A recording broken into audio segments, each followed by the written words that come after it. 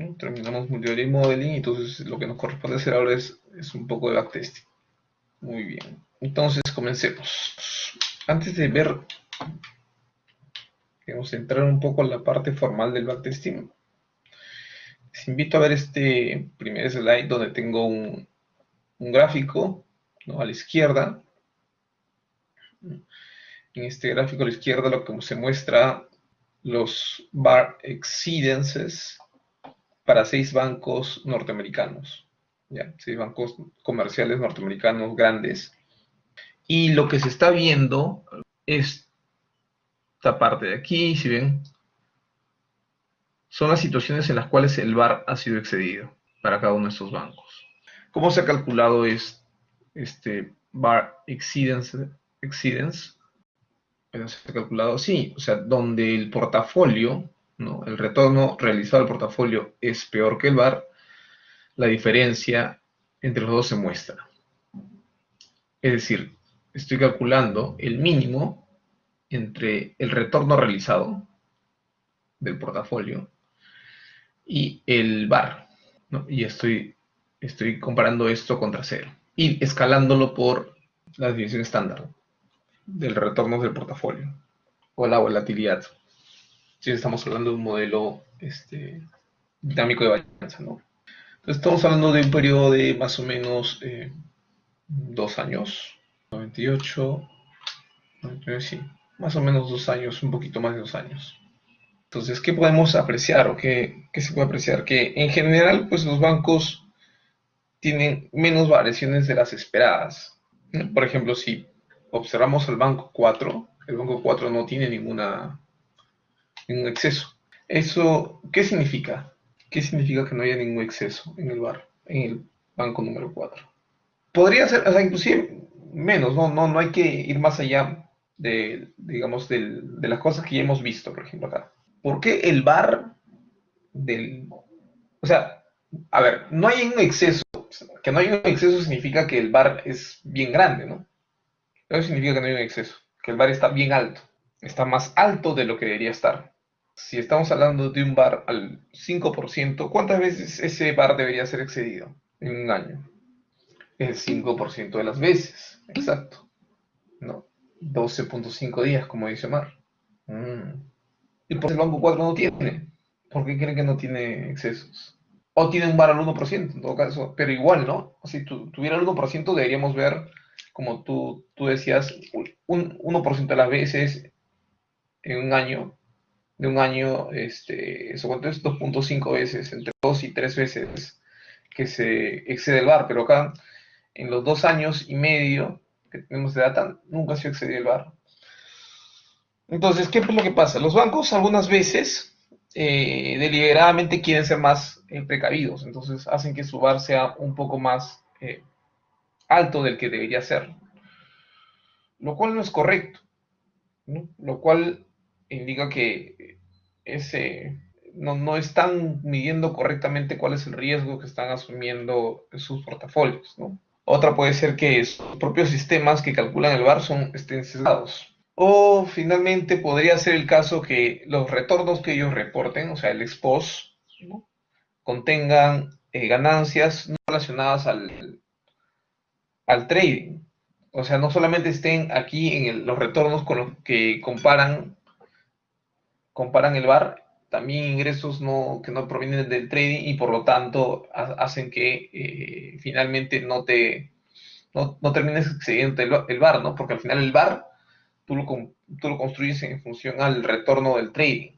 Pero si expos como retorno, tú no solamente consideras el del trading, sino retornos que no vienen del trading, entonces estás comparando algo, digamos, aquí en esta comparación no vas a comparar correctamente esto contra esto. Esto tiene solamente retorno al trading y esto tendría otros retornos, otras utilidades. Podría estar pasando eso. ¿Qué otra cosa observan que les parece particularmente interesante en los gráficos o en algún gráfico en particular? Me refiero a alguno de los bancos en particular. Yo, por ejemplo, he spoteado el del banco 4, ¿no? Parece raro. A ver, ustedes, ¿qué es lo que dicen? El banco se tiene un bar muy pequeño y lo sobrepasa fácilmente.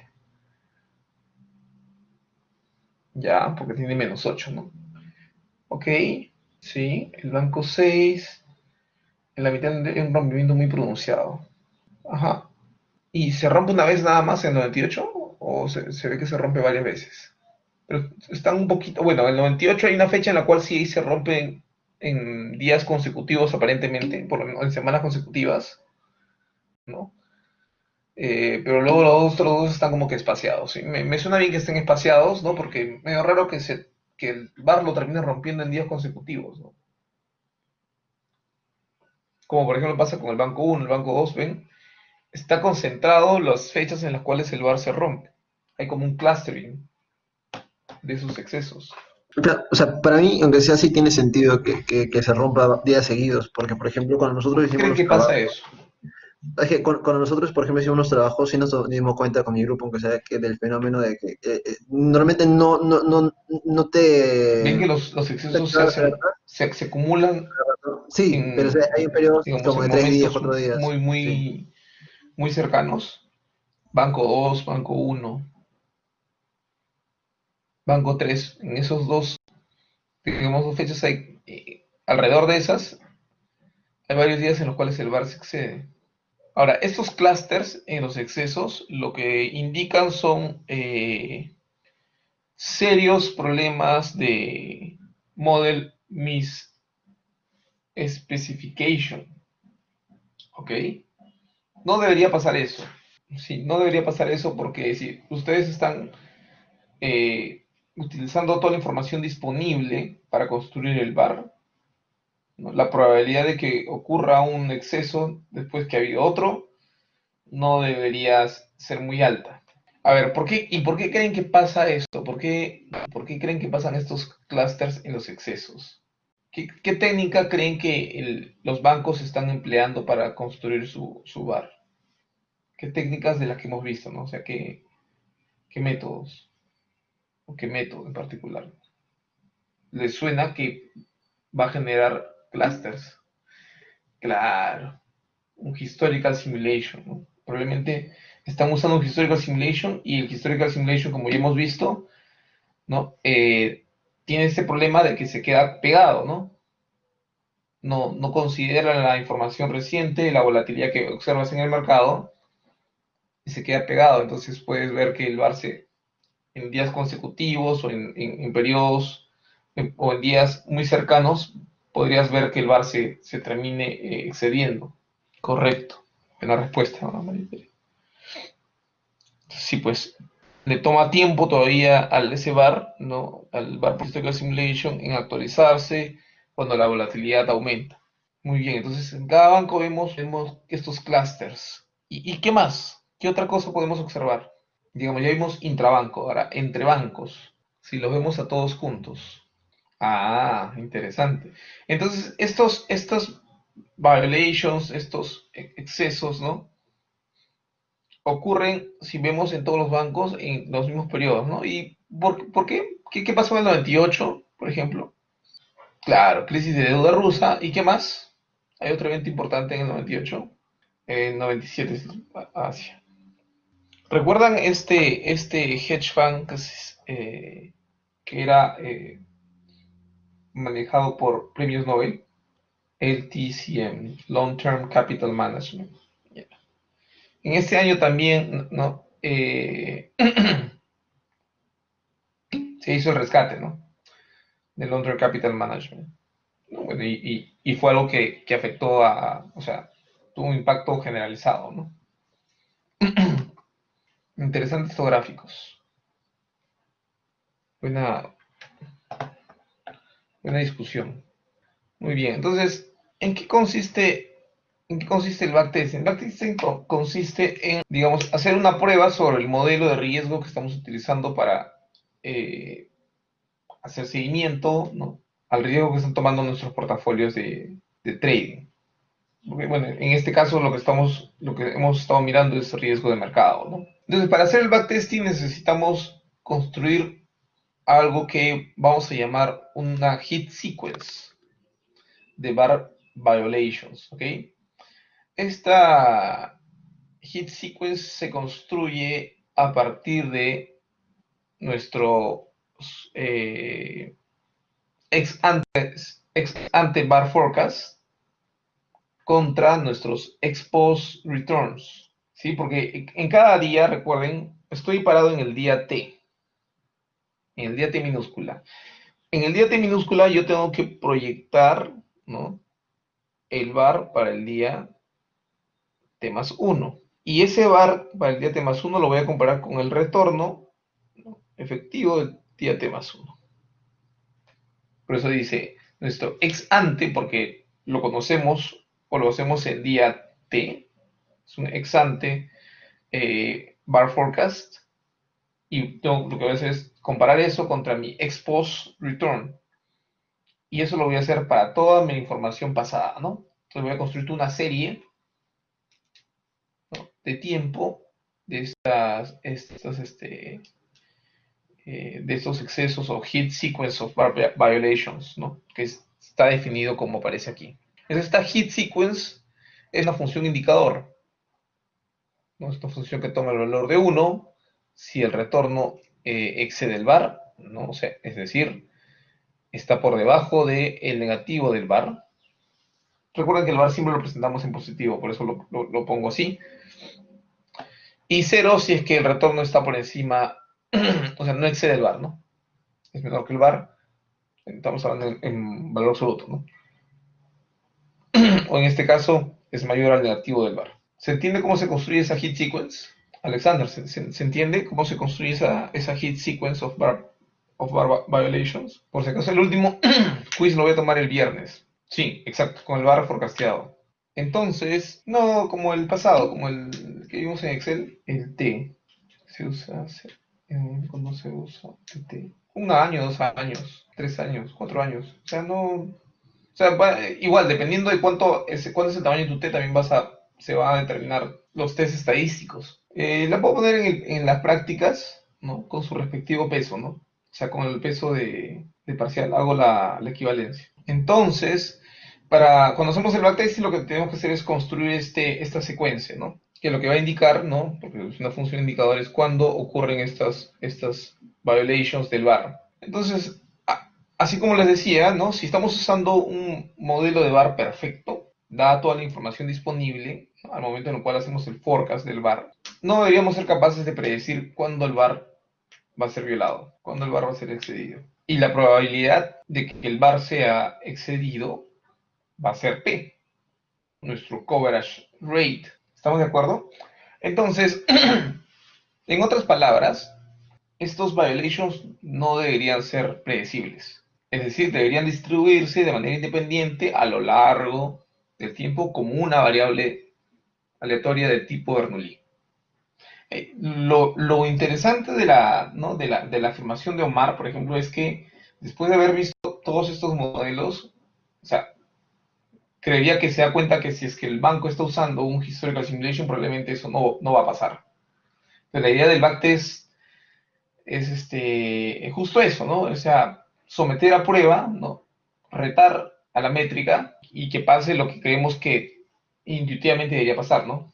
Entonces, ¿cómo funciona esto, no? Entonces, la hipótesis nula, si quieren, es que esa variable indicador se distribuye IID Bernoulli con probabilidad parámetro P, que es nuestro coverage rate, y eso significa que la función de distribución de esta función indicador, condicional a que conocemos ese parámetro P, debería tener esta forma. Entonces, utilizando esta función de distribución, lo primero que queremos hacer, ¿no?, es probar si la fracción de nuestros excesos obtenidos a partir de un modelo particular, y llamemos esa fracción como pi, pi es la fracción de excesos del modelo particular, ¿no?, es estadísticamente diferente de la fracción que promete el modelo, que es P.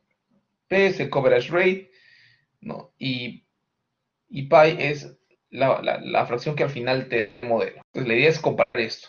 ¿Qué tan parecidos o distintos son? Entonces lo que hacemos es, ok, construyamos a partir de esta función de distribución de Bernoulli, el likelihood, ¿no? Y el likelihood será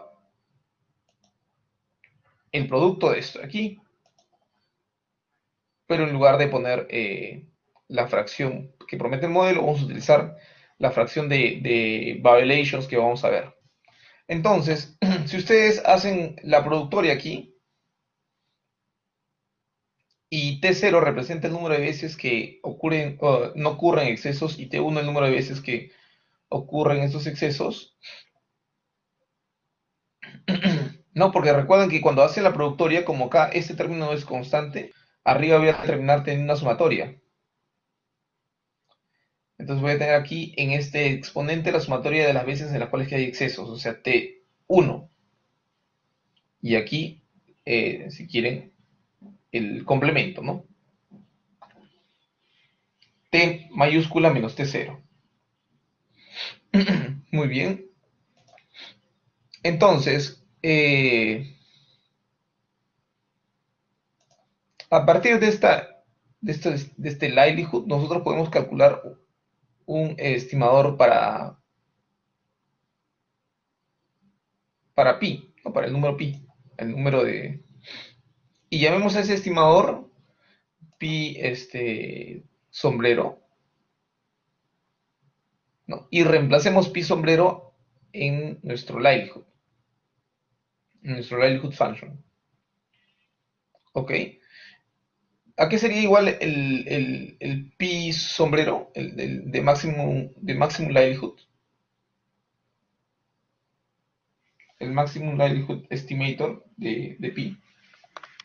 ¿Recuerdan a qué es igual en el caso de la Bernoulli? O sea, cuando derivan con respecto a pi igualan a cero, ¿qué es lo que les sale? Ajá, hay que derivar, ¿no? Hay que derivar igualar a cero. En realidad es fácil obtener el estimador de maximum likelihood. Debería ser la fracción de veces que excedes el bar, ¿no? ¿Cuál es la fracción de veces que excedes el bar? No, ese es digamos. Pero tú no ves pi, no lo conoces. Tú lo único que observas es, no, porque P es vamos adivinando, P es el coverage rate, ¿no? Sería T1 sobre T mayúscula, ¿no? T1 sería. Shani con ayudín. T1 es, porque T0 es el número de veces que no ocurre el evento, ¿no? El número de veces que ocurre el evento es T1. Ese sería tu estimador, dale Omar, ese sería tu estimador por maximum likelihood. Profe, ¿me escucha? Omar, ¿vas a decir algo? Sí, ¿me escucha? Hola. Creo que no se escucha.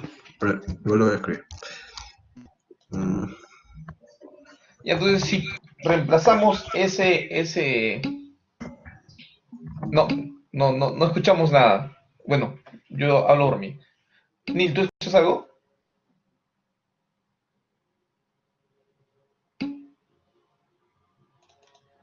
O sea, tal vez yo tengo mal el audio. A ver, dice que tengo el audio. Ah, a ver, no sé qué pasa con mi audio. A ver, dame un segundo.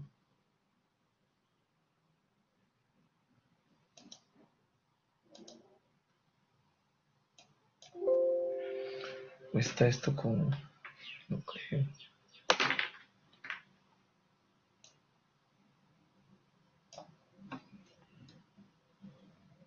Y ahora sí, estoy al 100. A ver, nuevamente puedes repetir, Omar?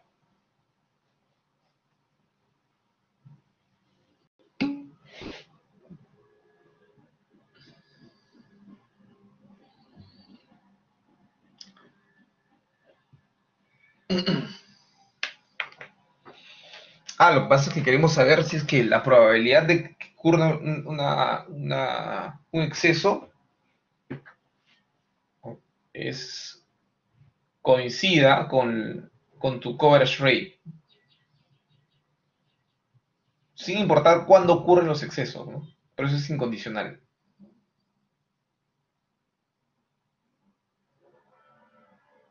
O sea, no nos estamos preocupando porque el exceso ocurra en días consecutivos.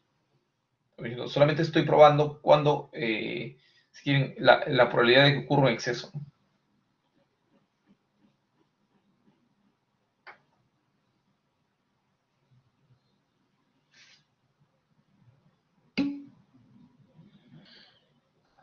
¿Está bien? Entonces lo que tengo aquí es, una vez que reemplazo nuestro Maximum Likelihood Estimator en...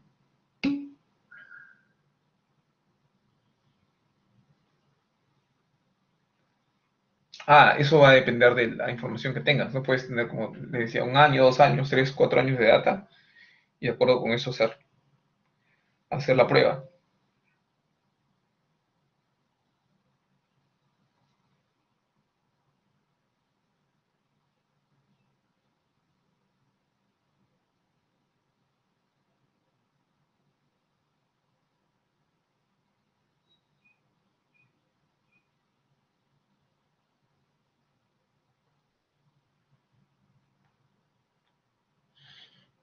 ¿De acuerdo? Entonces, bajo la hipótesis nula de este test, del unconditional coverage, nosotros esperamos que pi sea igual a p.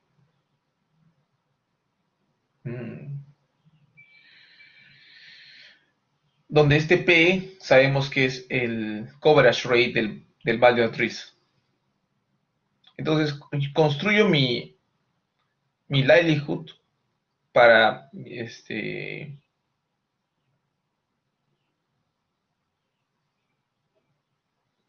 p,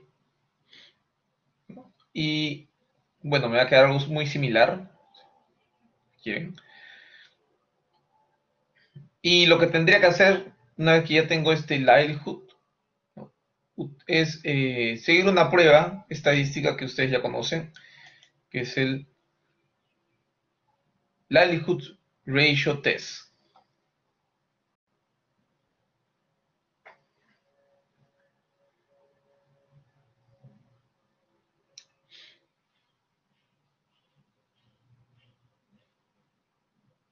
¿De acuerdo? Entonces lo que vamos a hacer es probar, ¿no?, esta hipótesis utilizando el likelihood ratio test. El likelihood ratio test se construye así, ¿no? Es menos 2 veces el logaritmo del cociente de esos dos likelihood.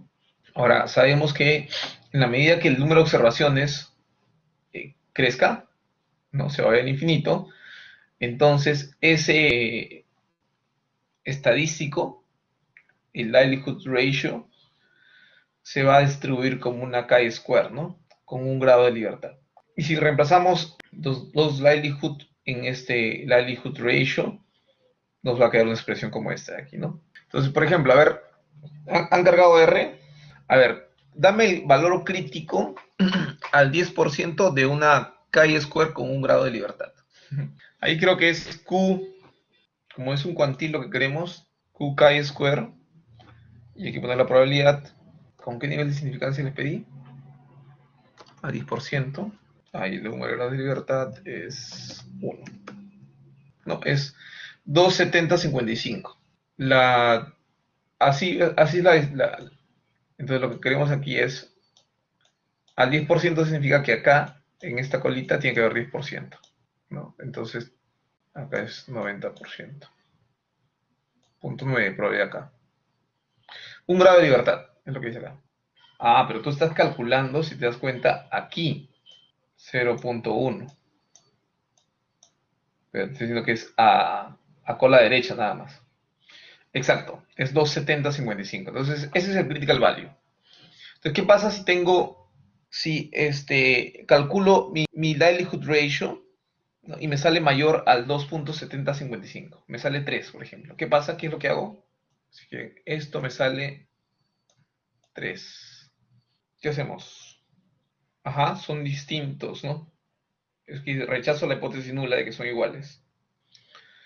Otra manera de ver esto es calculando el p-value, ¿no? El p-value asociado a nuestro test estadístico, ¿no? Y ese p-value se va a calcular de esta manera, ¿no? Como 1 menos la CDF de la chi-square con un grado de libertad del likelihood ratio. Por ejemplo, si el likelihood ratio de la unconditional coverage test me sale 3, ¿cuál sería su p-value? Dijimos que el likelihood ratio era 3. Ya, en R vas a poner P, chi-square, pones el quantile, que en este caso sería 3, y el número de grados de libertad. Y bueno, eso hay que restarle 1 menos eso, ¿no? Entonces P chi-square, ¿no? Claro, ese es este término de aquí. Pero el p-value, ¿cuál sería? Ahí está, 8.3%, ¿no?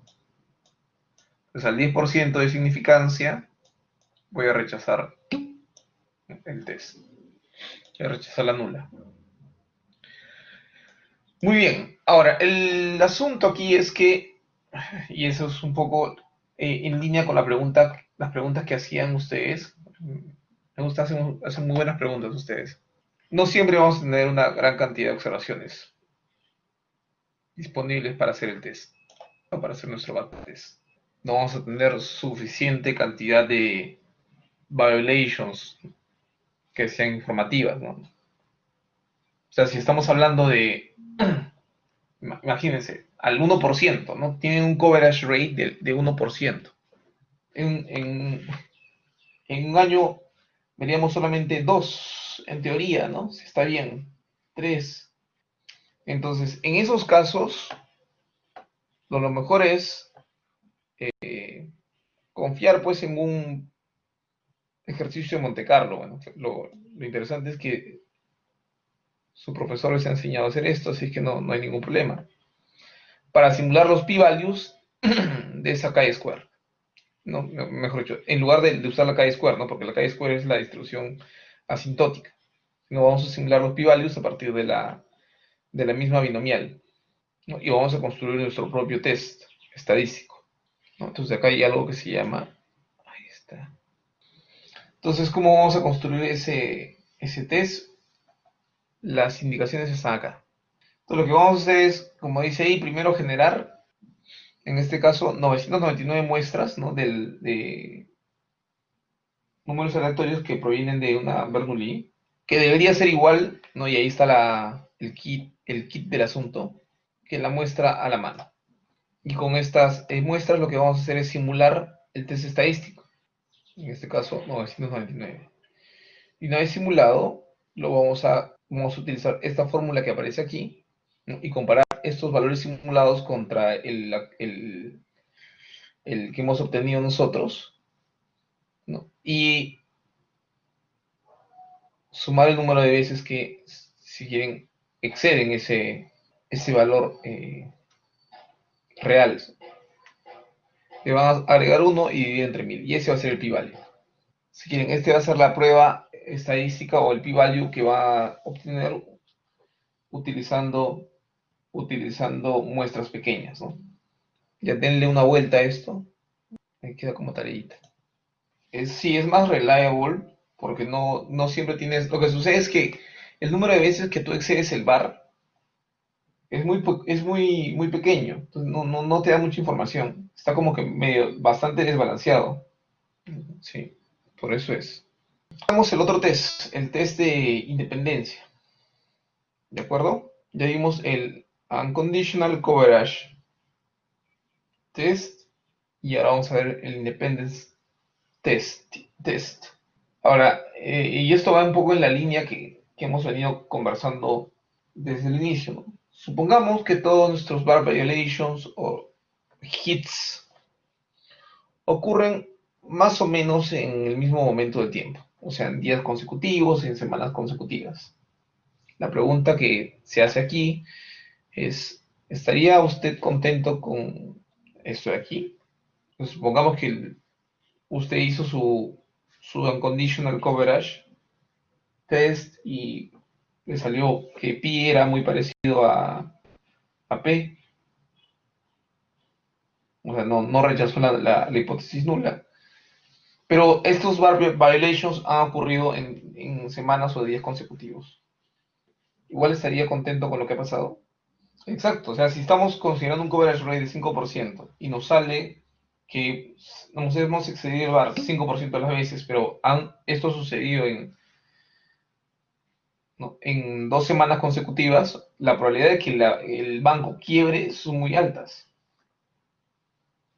No estamos muy contentos con una situación como esa, claramente. Entonces deberíamos, ¿no? No deberíamos estar satisfechos con modelos pues, en los cuales los bar violations están clusterizados en el tiempo, ¿no?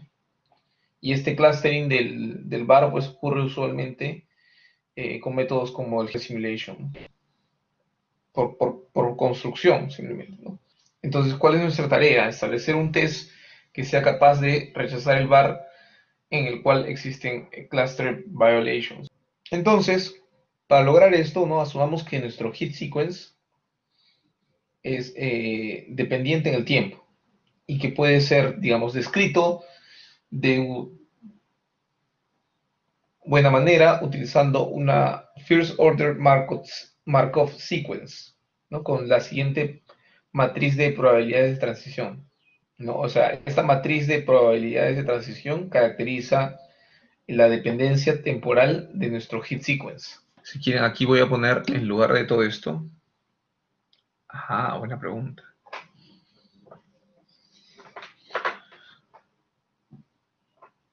Ya. Entonces, aquí es donde estoy, donde comienzo, ya. Si quieren, esto es las filas, es today. Con la canción de Smashing Pumpkins. Today. Y las columnas es tomorrow. Tomorrowland. ¿No? Las filas son today y las columnas son tomorrow. Entonces, en esta entrada, el primer índice corresponde a la fila y el segundo a la columna. Entonces, esto es la probabilidad de que hoy día no haya un violation y que mañana haya un violation.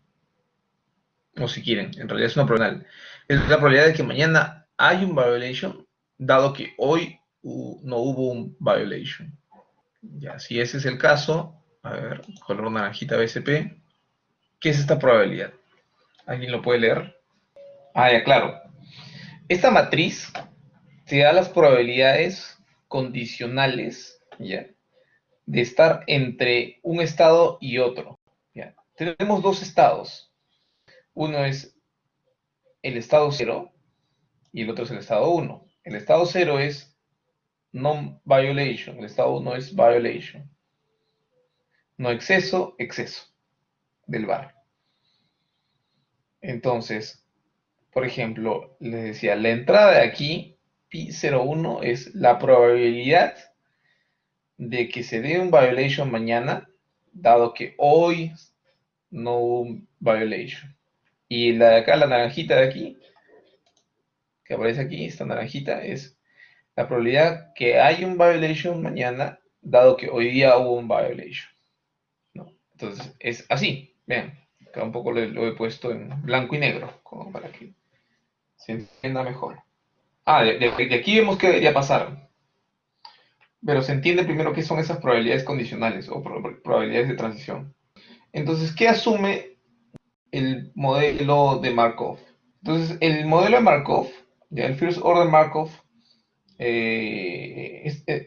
modelo asume que el resultado de mañana depende solamente de lo que ocurra hoy día, ¿no? O sea, toda la trayectoria, si estamos asumiendo que los hits, que mi hit sequence es se puede caracterizar bastante bien como una Markov chain de primer orden.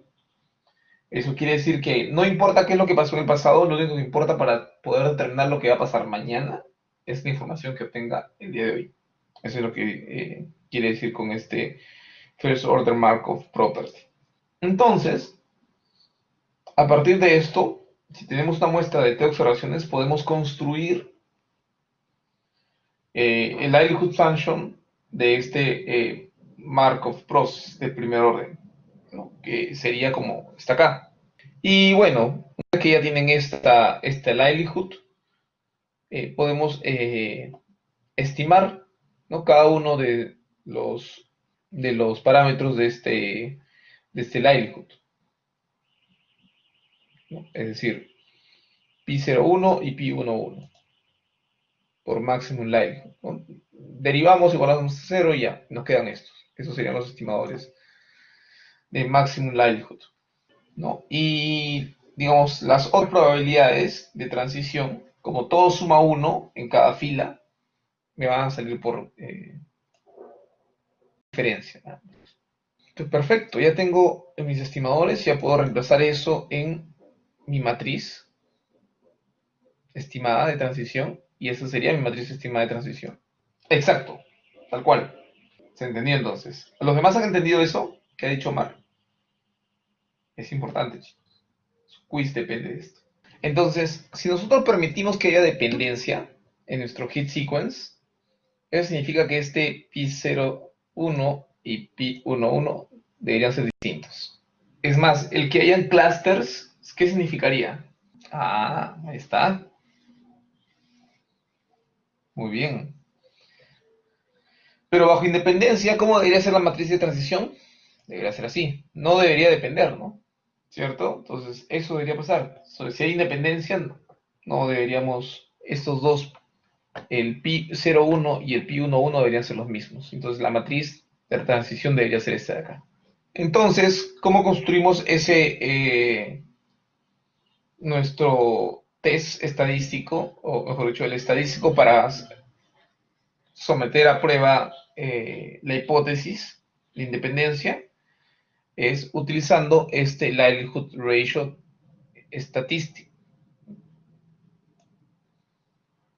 el cual nuevamente se va a distribuir en, como una chi-square con un grado de libertad, donde vean que aquí en el denominador estoy poniendo el likelihood de la matriz eh, pi mayúscula 1, ¿cuál sería ese de aquí? Sería el del estimado. Y en el numerador estoy poniendo el likelihood de esta matriz. Y nuevamente, ¿no? En muestras grandes, sabemos que likelihood ratio de independencia, ¿no?, se va a distribuir como una chi-square con un grado de libertad. Pero si no tenemos una muestra grande, podemos nuevamente utilizar un ejercicio de Monte Carlo para poder obtener la probabilidad de que, de que no sean iguales esas dos matrices, ¿no? Aquí no es circunflejo, sino es sombrero, ¿ya? Mira, lo que vas a hacer aquí es, primero vas a simular números que provienen de una Bernoulli, con un parámetro P, que es nuestro coverage rate. Vas a generar toda una muestra. Y lo que vas a hacer es simular 999 test estadísticos. O sea, si te das cuenta, mi sample size acá tiene que ser igual a la muestra que tú tienes a mano. O sea, si tu muestra es de 500, entonces el sample size tiene que ser de 500. Y tú lo que vas a hacer es generar 999 muestras de 500. Ok, en función a cada una de estas muestras te va a salir un likelihood ratio simulado. O sea, vas a generar un TS estadístico. Y esos los vas a poner en una secuencia, ¿no? Vas a tener 999 test estadísticos. ¿Sí? Y vas a ver el número de veces que estos exceden el test estadístico que tú has obtenido, el likelihood ratio, ¿no? Vas a hacer el ajuste porque esto es discreto, con este 1, y lo vas a dividir entre 1000, y eso tiene que darte la probabilidad. O sea, en pocas palabras, lo que estás construyendo es la distribución de este test estadístico con estas simulaciones. ¿Entiendes? Es como si que pudieras ver este ejercicio exacto. Y el que tiene la tilde es de la muestra simulada, que en realidad son un montón, ¿no? Pueden ser, acá han puesto 999, pueden ser más. Acá pone 999 para que lo pueda ajustar sobre 1000 acá. Sí, yo diría, quédense con 999 y hagan eso. Está bien por el día de hoy. Revisen el siguiente test, ¿ya?